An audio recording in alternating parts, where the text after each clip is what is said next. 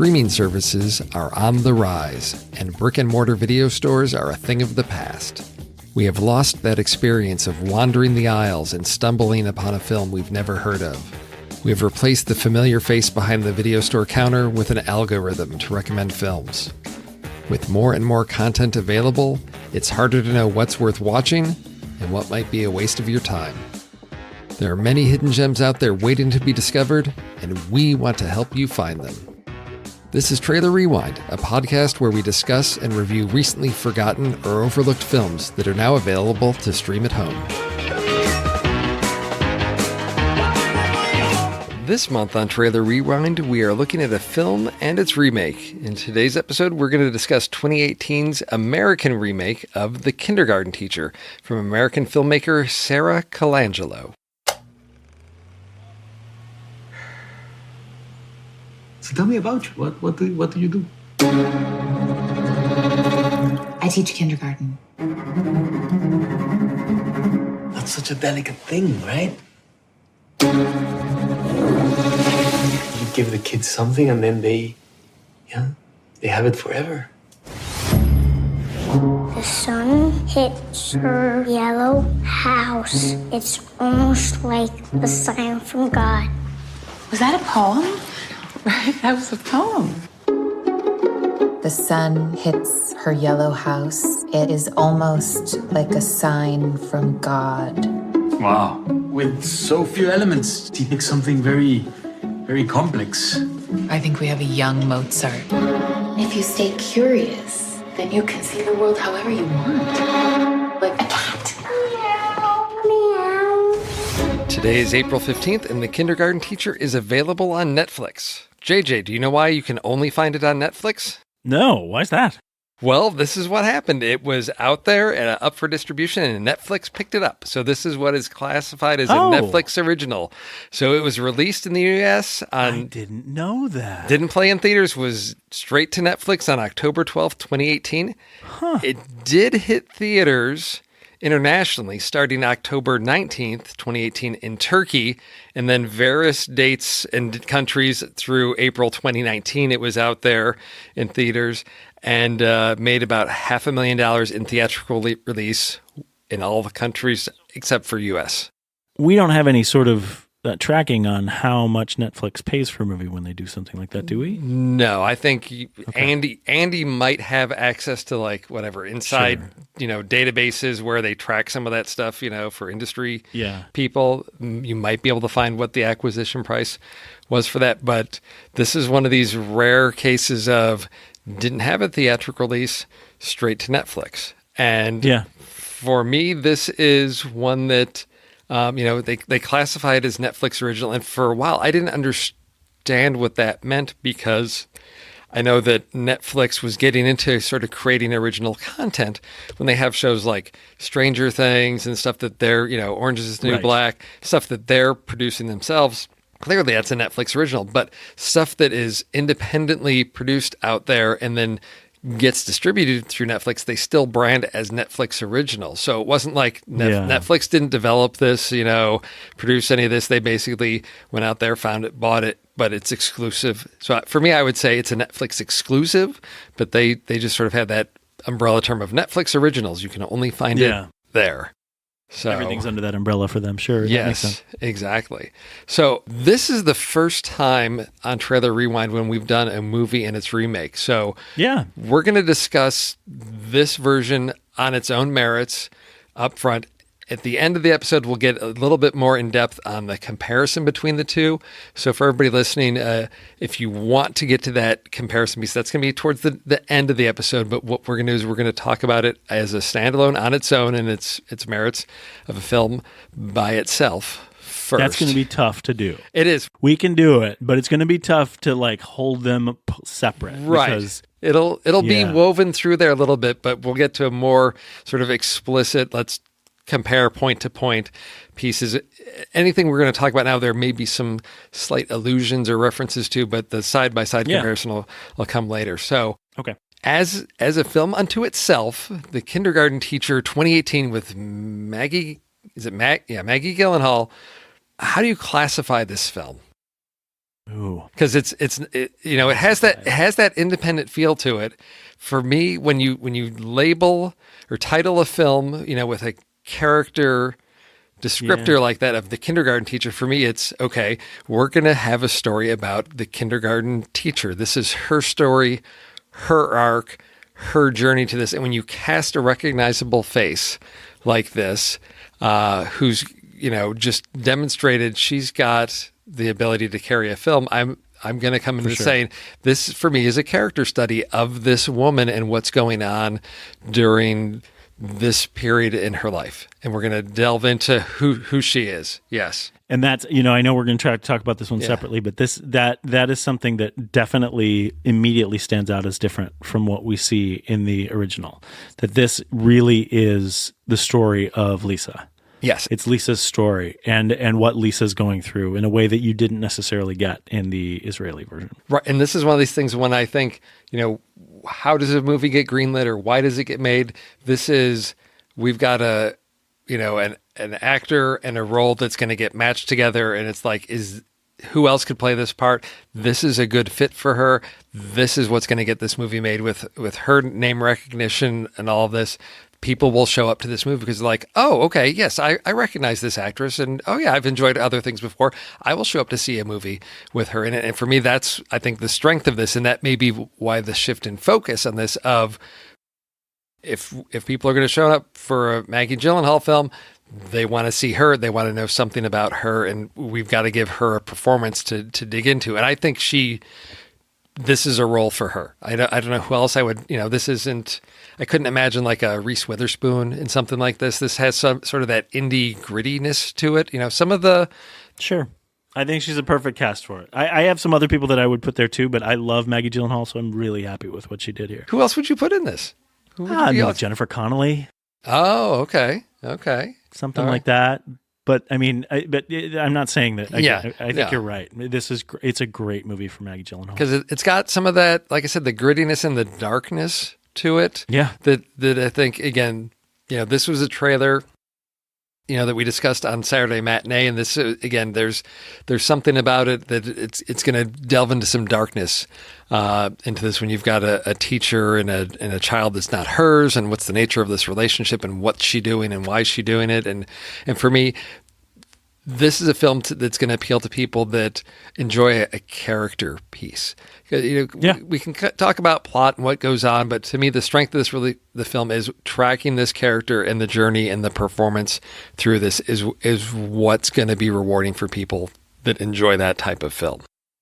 Right. And now the other thing about it is that it's not a redeeming character piece. No. That's something we should say too. It's not a story about someone who goes into the fire and comes out. It is a tragic character piece. It's an unraveling of a character that so she goes into the fire and gets burned or is burning. Or you get to watch a woman burn. Right. Yeah. Okay, our metaphor is getting a lot out of control here, but yes, cuz that doesn't actually happen. But the point is it's intense, and it intensifies through the course of the film as well. So, is this a type of film? As I recall from the last episode, you saw this trailer and said, "Oh, this is not a movie for me."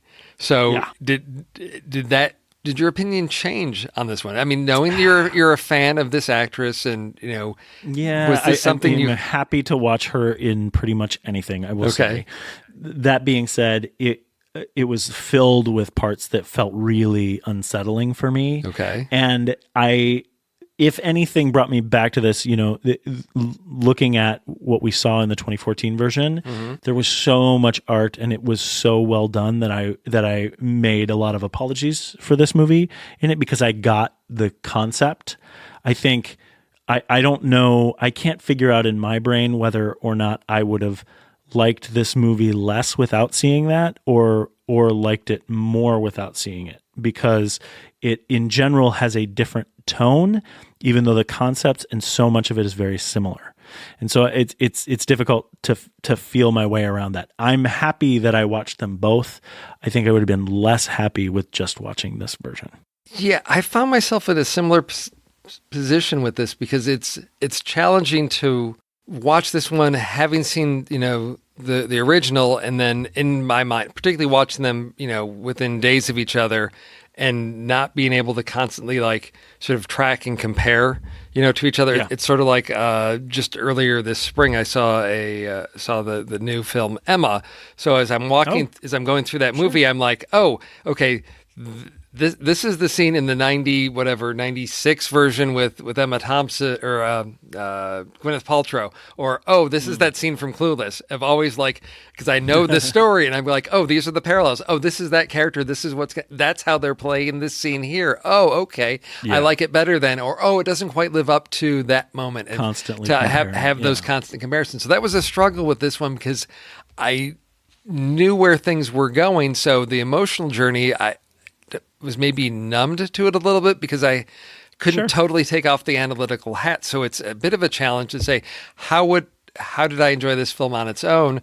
But I can try to step aside a little bit and say, I think the performance, her piece in this, I think, the way this was delivered, it works for me. It's because it's a different type of film, it's not a genre category that I click with as much as something that's a little bit more poetic and abstract. And anybody that's been listening to the show or on Discord knows I'm a huge Terrence Malick fan, so I'm going to go towards that. That's where my heart lies. This one's more straightforward. I still enjoy it. It just doesn't touch my heart as much, but still enjoyable, and I think well worth seeing for Maggie's performance. And it's not one that I would say, oh, you have to watch the other one first, or vice versa. I think either one you can approach first, just knowing that it's going to color probably your opinion of the other. But this is definitely one that I would recommend. Particularly it's on Netflix. You're looking for something that's a strong character piece. Definitely put this one on. I think you're probably gonna enjoy it if you like a darker story. Yeah. Yeah. Yeah. I think one of the things that I would say is that, we're going to talk about this, the execution of this as we go through it. And I think that one of the key things is that while they are both centered on the same idea, this one is much more about the execution of the idea, and the original is much more about exploring the idea. Right. And so when I talk about who I would recommend it to, I would recommend this one only if you're a massive Maggie Gyllenhaal fan, which I am. But outside of that too, if you dislike there's a fair amount of people we've learned as a result of the Parasite choice last year that really just dislike or don't want to watch foreign films. Right. If you don't want to watch subtitles, then just watch this one. Yeah. Because you're going to get the concept and it's going to be very Americanized. However, if you're trying to figure out which one to watch, I would suggest the other one first, because I think there's more to the idea in the other one, and this one is very focused on a Hollywooded setup of the execution of that idea. Okay. So where did this one end up on your flick chart? Well, clearly it's lower. Okay. I mean, that's what we're talking about here. And again, I don't know whether or not it's because of the order in which I watch them, but this one is 145 out of 232. So this one is in the bottom half. Okay. It's above Kingsman: The Golden Circle. Okay. Which I think is I would like to argue with anyone who says differently about that. And then below Free Fire, which is another Trailer Rewind movie. Oh yeah. I don't really have problems with Free Fire. I think Free Fire is a great idea, executed really well in a great independent way. This is an independent movie as well, too, but I think it may have been hindered for me in the fact that I watched the original first. Okay. How about you? Yeah, as similar feelings. It ended up lower. Interestingly enough, ended just below, so it's at number 267, just below one of our very recent Trailer Rewinds, Wild Rose. Oh, wow. Yes. And then that's interesting. And then just recency. And then just above this is one of these movies that everybody says was a bomb, but there's been debate about it, of Disney's John Carter of Mars movie. I haven't seen it. Which is it's a fun thing, but it suffered from lots of things. So it's a lower, but again, putting it right near Wild Rose, it's one that I say is a good, enjoyable film, just not one that I'm going to connect with as well. But I think many people will, and it's a really well put together film. And I have difficulty figuring out if I like it or not. Yes. Because of the fact that I watched these two movies side by side. Right. I'm giving it 3 stars, so better than half, but I'm somewhere in between like and dislike. I think if I would have watched it independently of the other one, I would have maybe, I don't know if it would have been so dark that I would have disliked it. It's right in the middle for me. Yeah. It's worth a watch. I'll say that. And outside of that, I can't give it a heart or a no heart. So I'm right there with you at 3 stars. And over on Letterboxd, so it has a weighted average review of 3.46. So just which is that's more. That's more. That's higher. That's than higher. The foreign one. Right. Well, this is based on 12,747 reviews. So 12,000 more reviews. The reach of Netflix. Yes. Yeah. Exactly. And over on Flickchart, again, probably not. Like I said, I think their main focus over there, people looking at big tentpole films, something. Flickchart's been ranked by 74 people, but 2 of those have it in their top 20. So there are 2 people that really, really enjoyed this movie. So less than Highlight. That's right. They had 4 in the top 20. Yeah. Oh my goodness. Sorry, that's my new standard for independent and small movies. Small movies. If it has 4. It's comparable to High Life. It has more or less, that sort of thing. So listeners, if you think this is your kind of film, if you're a big Maggie Gyllenhaal fan and you don't want anything spoiled and you haven't listened to the other episode because you don't really have an interest in foreign films, this is your chance to pause the podcast and check out The Kindergarten Teacher over on Netflix. So JJ, as I said, before we start getting into comparisons, I want to talk about this one on its own. And I think we both agree it's trying to accomplish something different. So first off, different look to this one because the cinematography is, we raved about what, the previous one looked like. This one, we got more traditional way of shooting the film. Stories and pretty much comparable to that. There's a few changes. Right. Well, I do want to say there's a couple great shots in this too that had me thinking about the original. But you get into this. We talked on the last show about rules. That it felt like you could set aside the rules when you were doing it. This one really felt like it was kind of following the rules, and also then we got that very Americanized shaky cam, cam, where it's like, and that I just in general I don't like it, and especially in drama where it's using a shaky cam for like a 2-shot of a conversation. It happens. People do it. I get that it's out there and it's usually meant to show something gritty. I just felt like it was out of place in this movie. So anyway, keep going though. Yeah. No, that's what I was going to say is this is, very much an American movie and the way it's shot, the way, focusing on this teacher. We've got the similar story. Lisa's a kindergarten teacher. We've got, our opening sequence in this one is her in her classroom. And so for me, that tells us right from the start, this is a story about her. It's about her story. Mm-hmm. She starts the day setting up her classroom. We get a sequence of her going to her poetry class, and sharing her poem, then having a conversation with her husband afterwards that maybe they just didn't get it. And her husband seems very supportive of this, asking about her poetry and all that. So there's a lot of interaction with her husband, and that's the thing that really stuck out to me in this version is that focuses, and I again trying to avoid a lot of comparisons, but this scene I want to talk about because it focuses more on Lisa and her family, and it gives us some more insight into her because we have interactions with her kids and lots of talk about her, sort of her dreams, her hopes, her aspirations. So the one scene is she comes home and she finds her son and daughter basically hosting like a pool party. They're out in the backyard, the pool or whatever. Her daughter is off to the side with I think like an older boy, I'm assuming, who he looked older, Yeah, so they're over on the side and they're, smoking a joint. Nanny, what are you doing? What's the big deal? It's been decriminalized. Can I have it? You and Dad always act like artsy, progressive hippies. Okay, you know what? Smoke it if you want to. Maybe it'll open you up.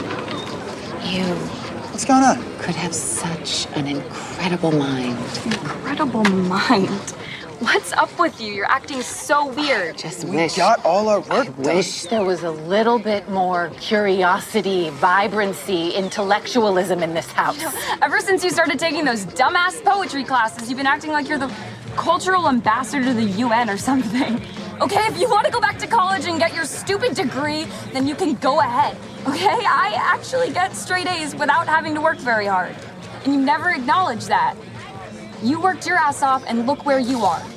And so what I get from this clip, though, is the sense that Lisa wants more for herself and her family than they desire for themselves, because she, tells her daughter, like, you have this great brain, and all this, and she desires this potential in her kids who just seem content to, like, get by. Her son's like, look, yeah, Mom, we did we're finished. We did great on this. We just need to unwind and relax. And that is very much different from this connection she has with Jimmy, who has like poetry in her soul, and she wants to have these intellectual conversations, but her kids don't want that. They're like, on Instagram and just hanging out and relaxing like your typical American teens, right?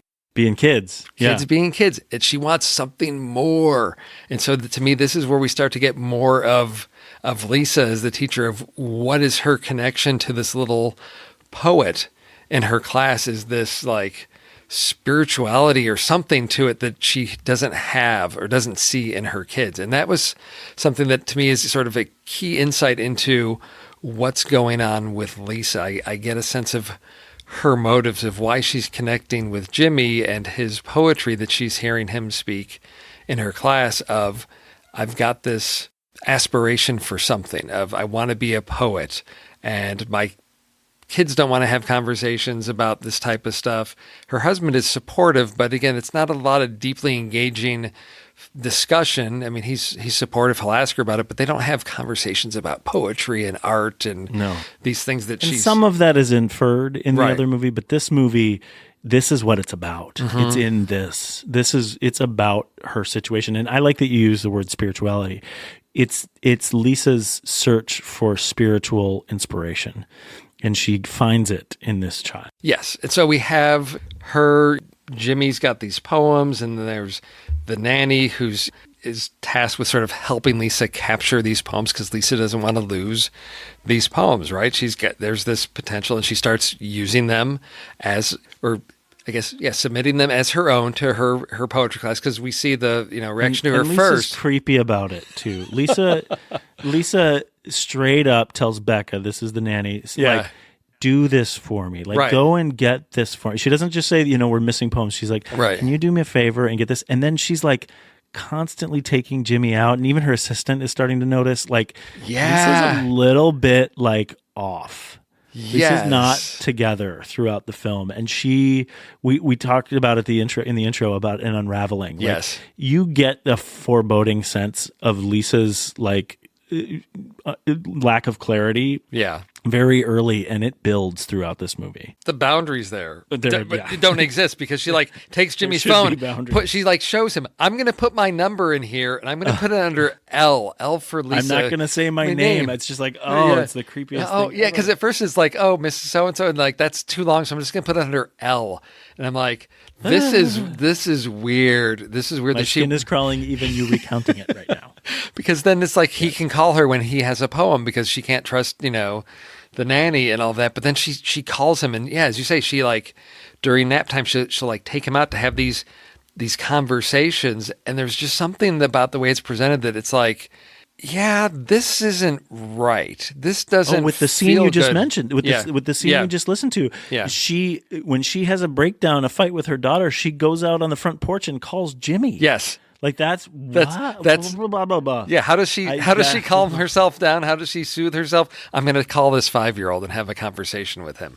Yeah, there's something not right there. Okay. Exactly. So she's got the she gets the sort of like accolades from the new poems she's bringing to class, and it's interesting because they're told to like write about something ordinary, daily thing. And she comes back with this poem about a bull, and a teacher praises her, and the class is like, well, wait a second, this isn't even what the assignment was.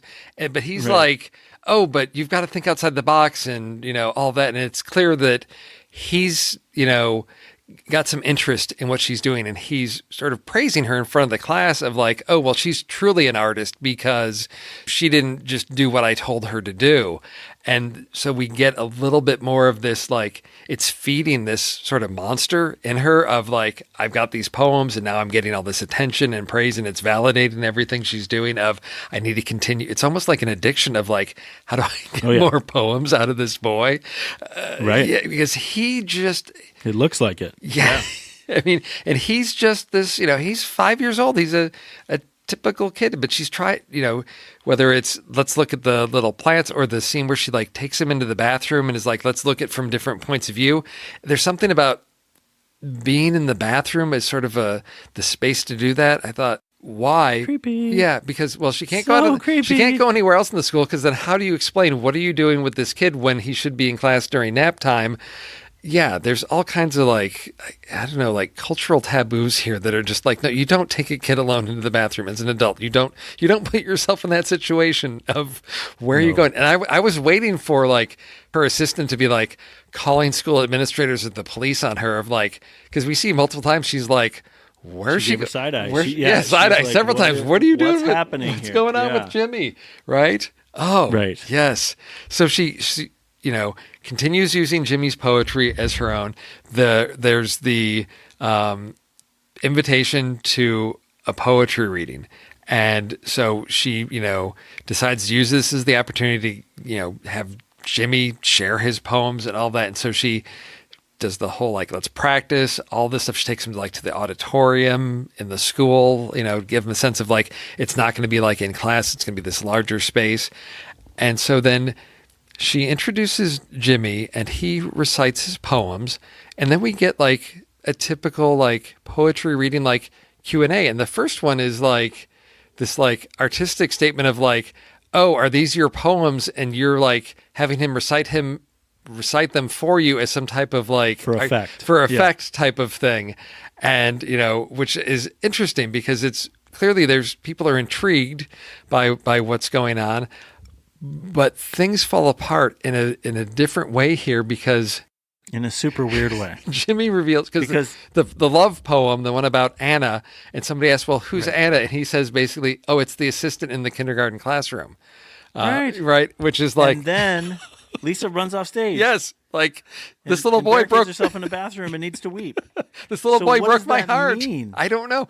She wanted. Is that what they're saying? Is that what the movie's saying? It really troubled me. That's what I took. Yes, it's like he broke her heart because he doesn't love her. He loves the assistant girl. But does she really feel that way? I guess. I mean, this is the thing is another case of like bad choices of you're in, I'm assuming this is like New York. She's at some it's gotta be New York. Bar or poetry club or whatever, which is like all adults because it's late at night. And so Jimmy, she basically tells Jimmy, leave and close the door. So she's going to lock herself in the bathroom so she can cry, leaving this 5-year-old out amongst strangers in a big city. Although, yes, in this building, but what are you doing, lady? You don't just abandon a kid. He's not going to be there. So she should know better. He's not going to be there when you open that bathroom door, right? Would you do this with your kids? No. So so then she does find him. So it's at the bar. At the bar. This is the next scene I want to talk about. 5-year-old's at the bar. Right. The 5-year-old's at the bar. And this is the conversation, sort of like confrontation she has, with the poetry teacher. He's incredible, isn't he? I think you should leave the class, Lisa. I'm uncomfortable with the fact that you're presenting work that is not your own. Okay. All artists, they take from each other, but what you're doing, I don't know, it's something different. You're leeching off a child. Oh, I'm so sorry that you see it that way. You break the whole trust that goes into a classroom, the whole ethic. See, what's the point? I was excited about you, Lisa. Well, this is about him. No, it is very unclear what you're doing. What's clear is that you're not an artist. You're just an art appreciator, a dilettante. It's very different, don't you think? So, he calls her out as basically an art appreciator rather than an artist. See, okay. I was really confused by this scene because they're having this conversation in front of Jimmy too. And it's Lisa's story. So Jimmy becomes less of a character in this and more of a tool. Yes. And that's, I just don't feel like first of all, I don't think the teacher would have that conversation with her right there. I think the whole concept of Jimmy, the 5-year-old, being at the bar, like they're trying to execute how strange that is by what he says to her. Yeah. But he's focusing on the art and they're not focusing on the fact of what's really happening here. There's something about the real life that's slapping them in the face that they don't acknowledge in the film. And I think that's a mistake.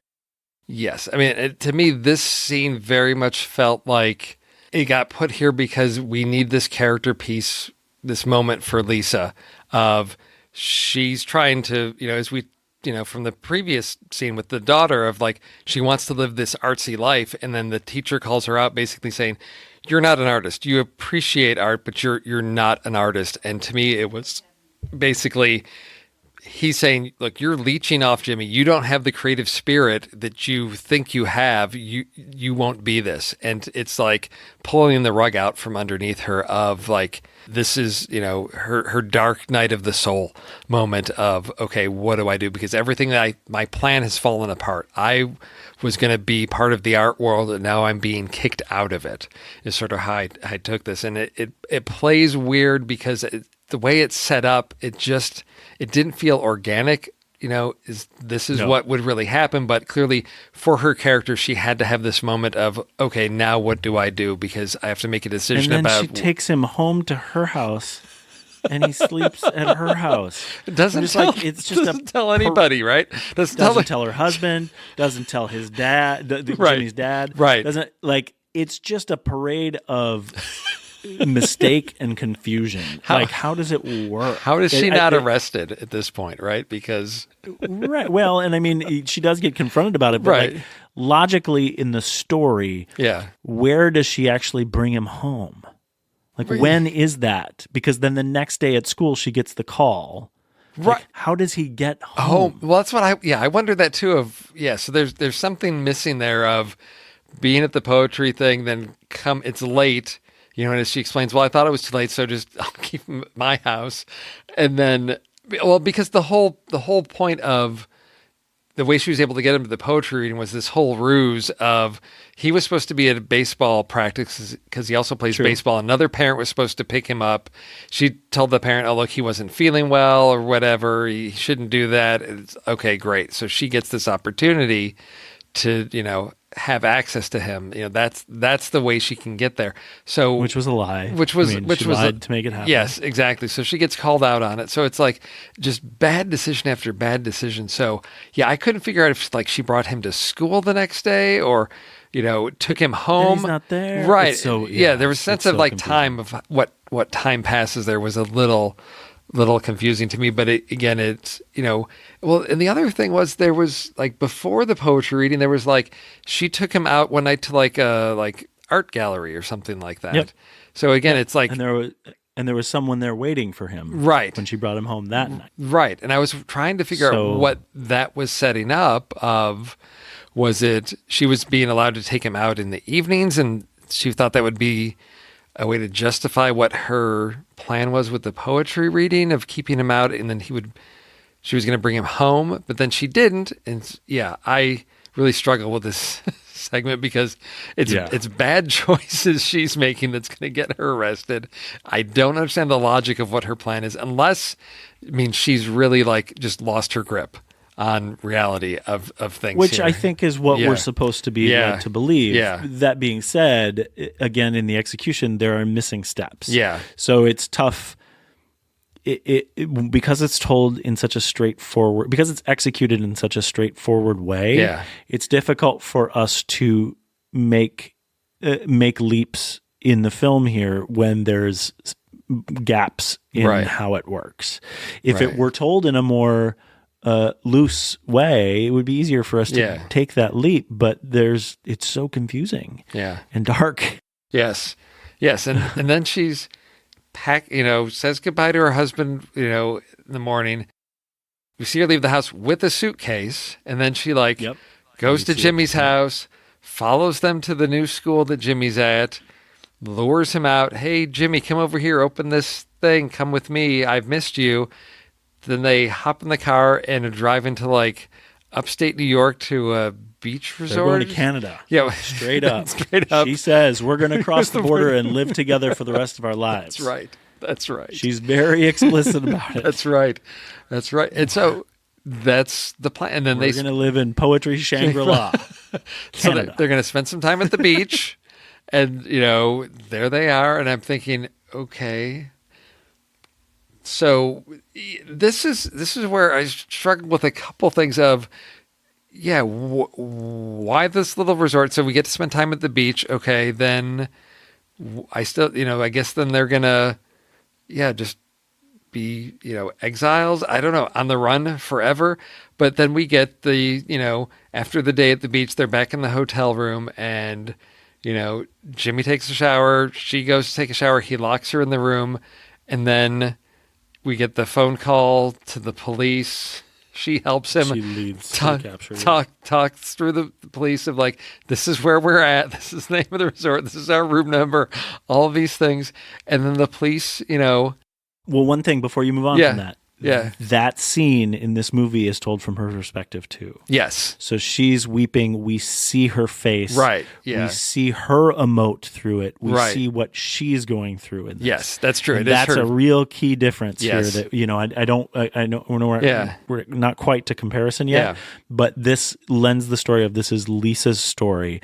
Yes. And as she says things to him like the world's going to erase you and all this Right. stuff, we really see that she's losing her dream. Yes. Yes. But then she again leads him how to tell the police Right. and how to get there and how that she can be captured. as Right. well. Tell them I'm not armed. I'm not armed. All that. Let me out so I can get dressed. The police come in. They take Jimmy away, put him in a police car, shut the door, and he sits there and says, I've got a poem. I've got a poem. Right. And then we're done. In the police car. In the police car. But so he's left still. We're left with he's got a poem that's not going to be heard. The world's going to erase him. All of that. And this is what it was an odd way to end it because we've tracked so much with Lisa.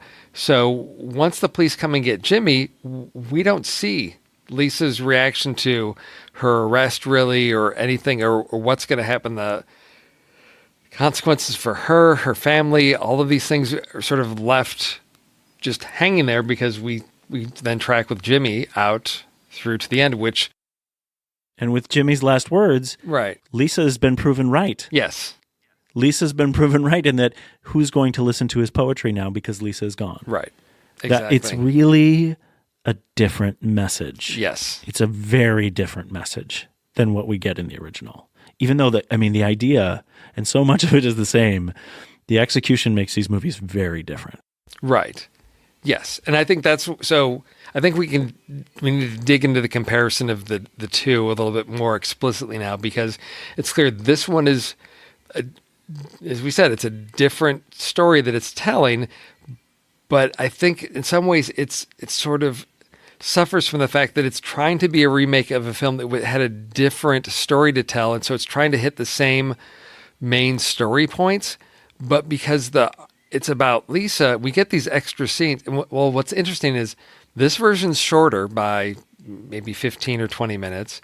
Yeah. We have more scenes with Lisa and her family, at least for me, meaningful ones in terms of her character, because we do have scenes in the 2014 one with Nira, her husband, her son who's in the military, and he's being promoted in a whole little celebration of that.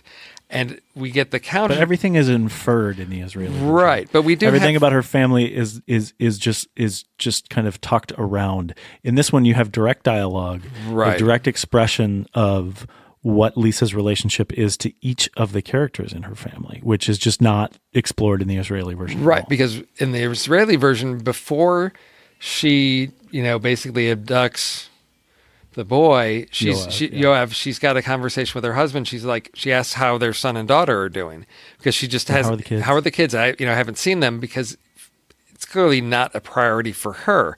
Whereas Lisa, we get multiple scenes with her trying to connect. We've got her son wants to join the Marines or whatever. And, clearly she's the, hippie mom. My kid is not going into the military, all of that. So there's more, for me, meaningful interaction discussion there, because it gives us insight into her character, but which is why at the end, to then track with Jimmy and not Lisa, since we spent so much time in her relations with those characters, there's no fulfillment to those story arcs of like, okay, well, how do her son and daughter feel? How does her husband feel about this? Because we have, at least for me, it came off more clearly because both films have a scene where the kids are out of the house, our kindergarten teacher and her husband are in the midst of having a romantic, intimate moment with each other when the phone rings and the boy has a poem, and she basically is like, okay, put it on hold. I got to go write this poem down. In the 2018 version, it came off a lot more, I don't know if it was just the way it was staged, framed, set up. She's on the phone. Her husband sort of walks up, sees her on the phone, and is like, okay, well, she's doing that thing. He's angry about it. In the American version, he's angry about it. That's right. That's right. He's angry about it. He actually makes the statement. He says, really? Right. That's Whereas right. in the Israeli version, that's right. There's not any of that. It may be inferred, but they still have their connection. That's right. It's just, it's everything you mentioned is really important, because in the American version, the way that they've set it up, their feelings about what is happening, the daughter, the son, the father, it matters. Right. In the Israeli version, it doesn't matter, because the idea is the thing. Right. The idea, we're left with Yoav alone because that's what the movie's about. Right. And in this movie, it's Lisa, and all of her relationships matter and these kind of things. And so for us to be left with Jimmy seems like a departure from what we've been following throughout the film. Yes. I mean, everything...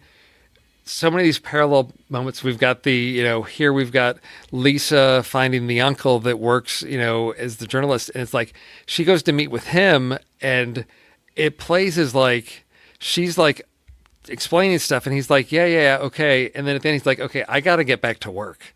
Like, whatever. Right. He doesn't connect with it. Whereas in the Israeli version, it was, I took him at his word a little bit more when he said, okay, yeah, I'll talk to my brother about this. And he seems more invested. They have conversations about poetry. Right. Whereas here, it was really like, this nut just came into this guy's work to talk to him about this stuff. And he's like, okay, lady, I got to get back to work. I'm done talking to you. It just didn't really. It's really different. Yes. Yeah. Yeah. That's just, and So my favorite shot in the American version is at the end, after Jimmy allows Lisa to put on her clothes, and they're standing there, and they mimic this in both movies, where Jimmy then reaches over to Lisa and he touches her on the leg and he grabs her hand. Yeah. Which is the only time in the American version that happens. Right. And in the Israeli version, they mimic that, but they've done it throughout the film. So it actually has a meaning there. And then the camera drifts up, and from what I remember, Jimmy's out not in the frame, and you have Lisa on the right side of the frame, framed as the villain, which is appropriate in this scene, and then you have a whole bunch of blank screen on the left side. In the Israeli version, what I remember, and I may be mixing this up in my head because now I'm falling in love with the Israeli version as we talk about this, but you have Yoav come over and grab Nira's hand, and then Nira's head is cut off. Oh, yeah. For that entire scene. And you just have her neck down with Yoav. Yeah. As they, in both scenes, we're doing the same thing. We're waiting for the police to come. Yeah. But they're framed differently to tell a different story. Yes. And again, I don't dislike the American version. I think that the American version is important, and I think a lot of people will like the American version. But that simple camera trick there, that camera framing, tells you what's different about these two movies. And for me personally, I like the concept of what they're doing in the foreign film so much better than what they're doing in the American film. Yes, and I think that's the difference that was the challenge of watching the Israeli one first, because I love it so much. I mean, it's not a perfect film. There's issues, but it's achieving what it sets out to do. And then the challenge that they had in the remake was to Americanize it, but still maintain some parallels to the story. I think they just put themselves in a corner that it was really hard to work their way out of how do we still track this main story, but make it about this teacher and her journey. And that's so tough. And it's a case of I don't know, again, why did this get made? Was it, somebody saw that Israeli one and said, this is a really powerful film, let's Americanize it? Was there, because why not just make a movie with a solid character piece for Maggie Gyllenhaal to sink her teeth into and just really get into that without having to sort of push your story through the motions of having to jump through these story hoops of, well, the Israeli film did this, so we've got to have this scene and we've got to have this scene. And it just really hamstrung it in so many ways of it didn't have that strong an emotional resonance for me. But it does. Now Sarah Colangelo Yeah. adapted the screenplay. Oh, sure. So yeah. she was moved by it, and brought that over. Oh, sure. There were, you look at the producer line on the American version, there are like 45 producers. So it is, and Maggie's one of them. Yeah. So it's difficult to answer those questions for it here. I think, I think the way you're describing it is accurate. I think they fell in love with the idea. They wanted to produce the idea in their own take, which is, when you put them side by side, looks Americanized. And again, it's not a bad movie. It's just a different movie. It's a different point, and it's fine. It's just when you watch them back to back, you're really going to see that the second one is an homage to the idea, but it's a different execution. Well, and there's also the challenge of the subject of poetry. As I mentioned in the prior episode, it's just not as strong a part of American culture. Poetry it's a little side hobby thing. There's no, speaking from experience, you can go get your degree in this and you go look for jobs. There's no jobs for we need poets. It's just not out there. It's art. It's something that's off to the side, and there are people that enjoy that, but it's not connected to mainstream culture that much. So for somebody to say, this is like the next Mozart, it's like, really? Okay, then make him a musician, make him a visual artist, make him a painter, a photographer, something that people could say, you could be successful, and our society would recognize that. There's, who's the most successful poet in America? Nobody. Who is there? No. Right. Stop a person on the street, name an American poet from the past 100 years. Some people might know some. So that's the other challenge for this of it's her connection to being artful and all of that is poetry, and that's also, I think, a struggle, because is the poetry good or not? Is it? We have to look at those scenes. The mystery, the mystery of the way that the poetry is presented in the Israeli version makes me, in my ignorance, think that it's really good. Right. The way that the poetry is presented in the American version makes me question whether it's good at all. And maybe that's the nature of poetry, right? I mean, honestly, presentation, execution, all that stuff figures into it. When I read Walt Whitman, I don't have the same feeling that everybody did in its time. Right. But I don't know. I think it's good. I think the idea, the concept here is about poetry in general. Right. And I think you've made some great leaps in terms of metaphor of what they're trying to say. Yeah. But I think you can get there more by watching the foreign film than you can by the American. Yes, exactly. And, I tried to not, as I was watching, analyze how are they going to do this scene? How are they going to execute this scene?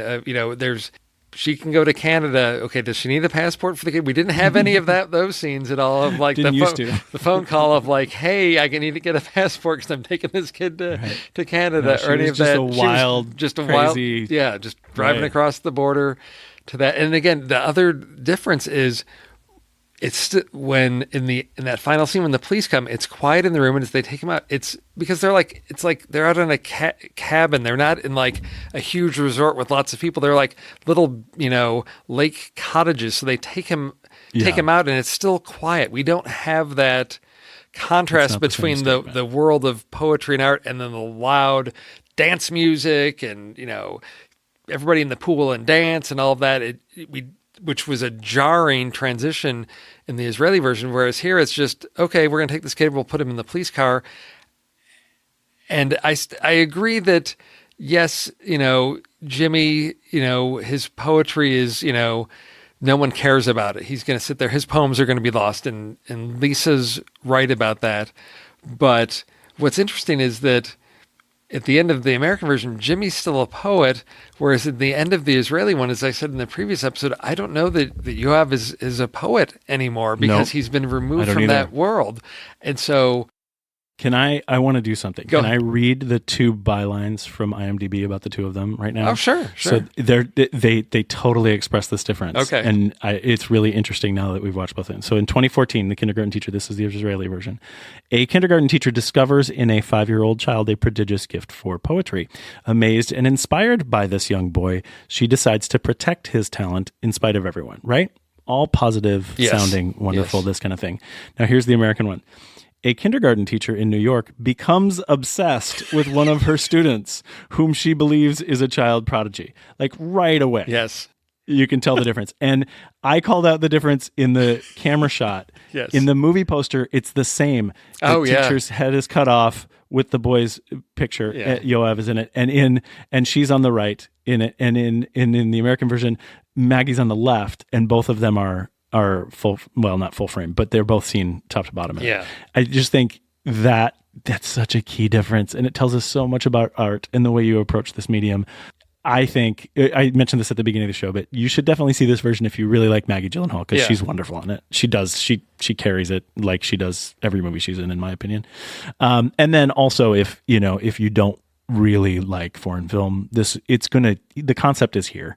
Yes. But if you want to go deeply into it, the Israeli film is really solid. It's really good, and it's a very artfully done piece that everyone should see that is into that sort of thing. Oh yeah, and it depends on what you're expecting from film. If you want to sit down and watch a story unfold and be entertained, even if it is you've got a sort of dark, disturbing, main character, the American version you'll enjoy. If you want something that's going to, embrace artfulness and not have easy answers to things and address, more philosophical topics about, I don't know what, as I said, like this allegory, is it there? And the cinematography that's unconventional, that may ask you like, what is going on? Why does it look this way? Yeah, watch the Israeli version. You're gonna be challenged a little bit with that one, and it depends what you want. Yeah, you mentioned on the show about the 2014 version that we've done now 3 films in 2020 that are all foreign films. I think this is the best of the 3. Aniara, Swedish, Wild Rose, Scottish in this one. Now, I think this, in terms of the film medium, this reminds me of why I love foreign film so much. Oh, it's really great. And there's a lot of interesting interpretations you can bring to this if you watch it. Yeah. No, I agree. I really enjoyed Aniara, but as I said, because of my background in poetry and all this and working in education, perfect fit there's for you. This so movie much was made for you. Yes, exactly. I love this film so much. So it's Anna is beautiful. Yes, beautiful enough for me. Yes, she is. Oh yeah, that's again. For some, I don't know what it is about, and I don't know why they changed the poems. And I guess you can change the name. You can change Hagar to Anna because Hagar, what kid, American kids can use that? But the bullfight one, they changed that one, a little bit. Which I didn't like the American one, and I can understand the difference between culture that where bullfighting was going on, or you'd be able to see those things, and it's not anything that an American audience would be like, why would a kid write about bullfighting, or why would a woman write about bullfighting? It's not. Why would a 5-year-old write any of these poems? Yeah, that's true. Come on, that's true. He saw Ferdinand. Yes. I don't know. He saw a Looney Tunes thing Yes, where Bugs Bunny was a matador. I don't know the answer. Yeah, I don't know either, but yes. But we don't have to try to figure that out. No, it's a movie. we don't. Let's let us just kind of enjoy it. Well, this is wrapping up our sort of the first half of the year for Trailer Rewind. We knocked out 6 films, 3 sets of 2. So we're gonna take a little bit of a hiatus over the summer, and then we'll be back with another set of 6 films. So I've got to take some time to figure out what these pairings are going to be. I like the idea of maybe one of them always being a foreign film. It wasn't anything intentional this time around. So I've sort of like put us in a when possible. When possible, it's going to be what are some good pairings of films with similar topics or themes. Maybe another movie and its remake type of thing. But again, the whole purpose is getting you information about films that are out there on streaming services that you may come across. So that's really the driving force of we're going to go find some films that are out there readily available on streaming that you may wonder, are these good to watch? Is this for me? And we're hoping to help answer those questions, coming back in the fall with the second set of 6 for Trailer Rewind Part 2. Thank you for listening to Trailer Rewind. If anything we said here entertained, educated, or even enraged you, we'd like you to tell people about this podcast. Whatever your listening platform is, please share, rate, or write a short review. It helps other podcast listeners find us. If you enjoy connecting with other film fans, you can become a member of our community on Discord. It's free, and there's always an interesting dialogue or debate to jump into. You can also financially support us on Patreon. Perks include early access to episodes, exclusive Discord channels, the opportunity to chat with us live before we record an episode, and the warm feeling you get knowing you are contributing support to the behind-the-scenes resources that help everyone here at the Next Reel family of podcasts. So please join us on Discord or become a Patreon supporter. Either way, we would love to have you be part of our community. Hondo.